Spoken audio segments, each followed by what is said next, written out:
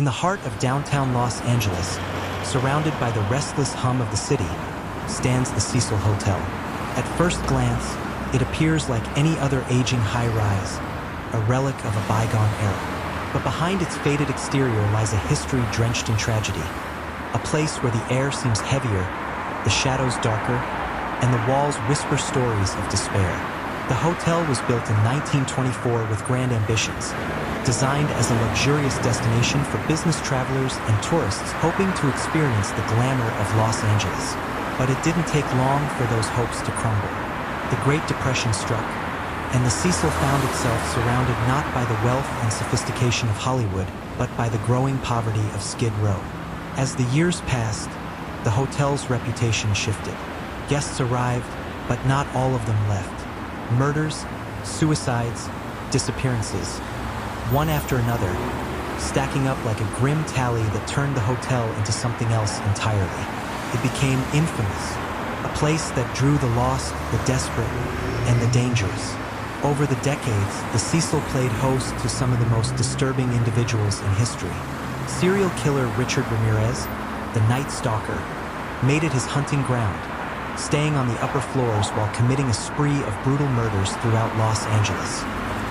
He would return to the hotel, sometimes covered in blood, walking through the lobby unnoticed, disappearing into his room as if the walls themselves were swallowing him whole.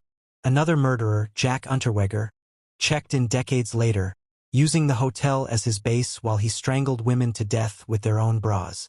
And then there were the deaths, the bodies that were found in its hallways, its rooms, even on the sidewalk below after people leaped from the upper floors.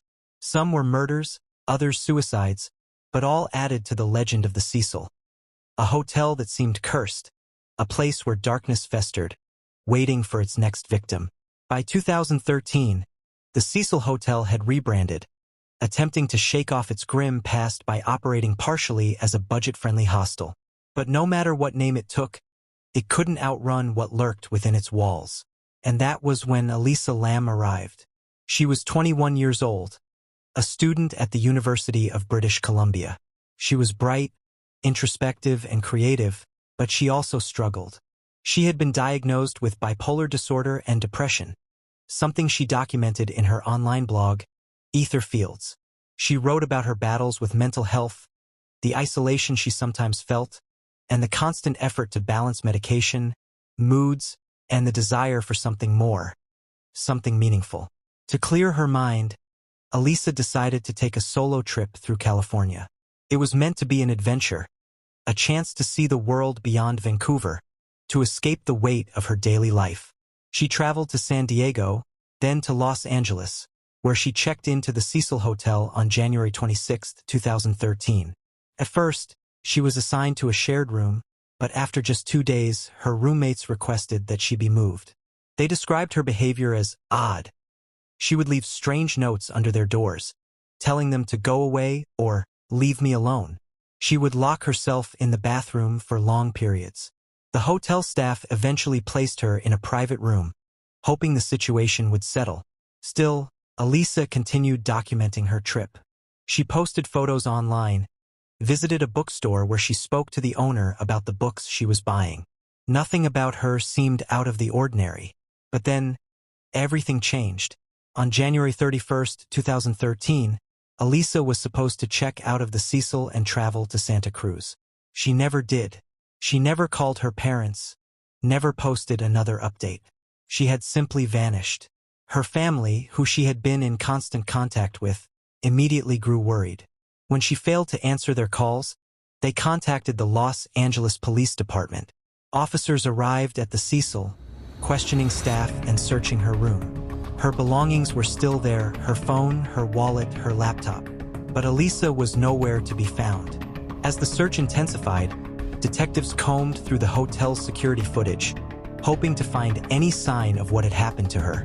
And then they found the elevator video. The footage, captured on February 1st, was unlike anything investigators had ever seen. Elisa stepped into the elevator, alone. She pressed multiple buttons, but the doors did not close. She peeked out into the hallway as if looking for someone, then quickly pulled back inside.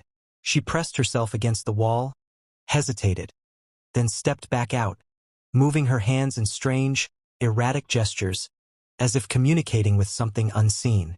And then, after a few more moments of this unsettling behavior, she walked away.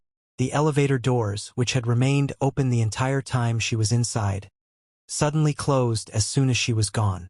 It was the last known footage of Elisa Lam. When police released the video to the public, it spread like wildfire. The internet exploded with theories. Some believed Elisa was hiding from someone, possibly a stalker or an attacker. Others pointed to supernatural forces, suggesting that she was interacting with a presence only she could see. The eerie way she moved, the inexplicable malfunction of the elevator. It all felt like something out of a horror movie. Days passed, then weeks, and still no sign of Elisa. Then, on February 19th, complaints began to surface from hotel guests. The water pressure was low, tasted strange. It had an unusual smell. Maintenance workers were sent to check the water tanks on the roof of the hotel. What they found would horrify the world. Inside one of the massive tanks, floating face up in the dark, stagnant water, was Elisa Lam's lifeless body. She had been there for weeks, and all that time, guests had been drinking, showering, and brushing their teeth with the very water she had been decomposing in. The discovery sent shockwaves through the city. How had she ended up there? The tanks were large, with heavy lids that would be difficult for someone to open from inside. The rooftop was locked, with alarms in place to prevent unauthorized access. Yet somehow, Elisa had made her way up there and entered the water. The autopsy eventually ruled her death an accidental drowning, with her bipolar disorder listed as a contributing factor. No drugs or alcohol were found in her system. Authorities suggested that she may have been experiencing a manic episode, leading her to climb into the tank on her own. But the questions remained. How had she reached the roof without triggering any alarms? Why did the elevator behave so strangely in the footage? And what exactly was she doing in those final, chilling moments of the video? Many believe the Cecil Hotel itself holds the answers. It has been the site of too many deaths, too many strange occurrences. Over the decades, its walls have seen suicides, murders, and horrors beyond explanation. Some say it is cursed, that whatever darkness resides there fed off Elisa, drawing her into its grasp. Was she simply a victim of her own mind? Or was something far more sinister at play? To this day, the case of Elisa Lam remains one of the most chilling mysteries of the modern era. A story that continues to haunt, to disturb, and to raise questions that may never be answered. The Cecil Hotel still stands, its windows reflecting the city lights, its hallways silent but watching. And in the minds of those who know its history, one terrifying thought lingers. It is only a matter of time before it claims another. Even after Elisa Lam's case, the Cecil Hotel's presence loomed over Los Angeles like a silent predator, waiting for its next victim. It wasn't just a place where bad things happened. It seemed to invite them, as if the walls themselves were hungry for more tragedy. With the viral explosion of Elisa's case, the Cecil became a spectacle. True crime enthusiasts, ghost hunters, and urban explorers swarmed the hotel, hoping to experience something eerie for themselves. Some booked rooms, recording their stays in an attempt to capture paranormal activity. Others sneaked into the forbidden areas, the hallways that seemed to stretch endlessly, the staircases that led to nowhere, the dark corners where the light never seemed to reach. And the stories only continued. Guests reported waking up to the sensation of being watched, their bodies frozen in place, unable to move. Doors would creak open on their own. Elevators would stop at random floors, their buttons unresponsive. Security footage captured fleeting, shadowy figures standing in hallways, disappearing the moment anyone got too close. A woman staying on the 9th floor claimed she heard whispers outside her room in the dead of night. When she opened the door, there was no one there. But the whispering didn't stop. It moved, circling her, growing louder, pressing into her ears until she slammed the door shut. The next morning, when she checked out, the hotel clerk asked if she had slept well. She hesitated before answering. "You heard them, didn't you?" the clerk asked. The woman didn't respond. She just took her bags and left. As time passed, the hotel tried to erase its past, rebranding itself as Stay on Main, an attempt to move away from its cursed reputation. But no matter how much they tried to cover up its history, the darkness remained.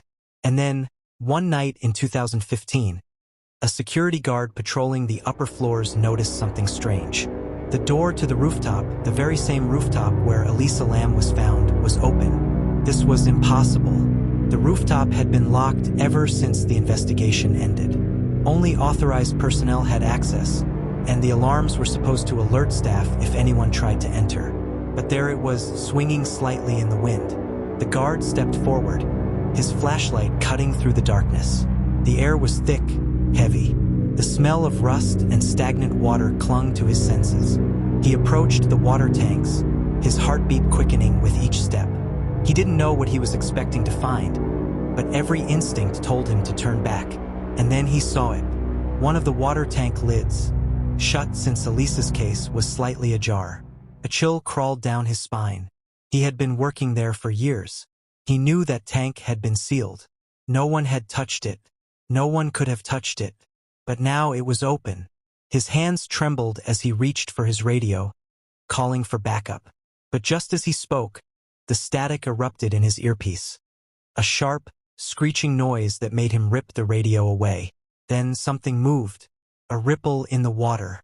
His breath caught in his throat. He shined his flashlight over the tank's surface, half expecting to see something floating inside. A body, a reflection, something wrong. But there was nothing, only water. Still, the feeling remained, that overwhelming, suffocating presence pressing down on him, watching him. He didn't stay to investigate further. He backed away, shutting the rooftop door behind him. The next morning, he quit his job. No explanation, no formal resignation. He simply left and never came back. The Cecil Hotel finally closed in 2017. Officially, it was for renovations. But those who had spent time within its walls knew the truth. It wasn't just a building. It was something else. And even with its doors locked, the legend of the Cecil Hotel refuses to die. Those who have stayed there, even for a single night, claim that something lingers within its halls. Something waiting for the next lost soul to check in. Because in the Cecil Hotel, not everyone checks out.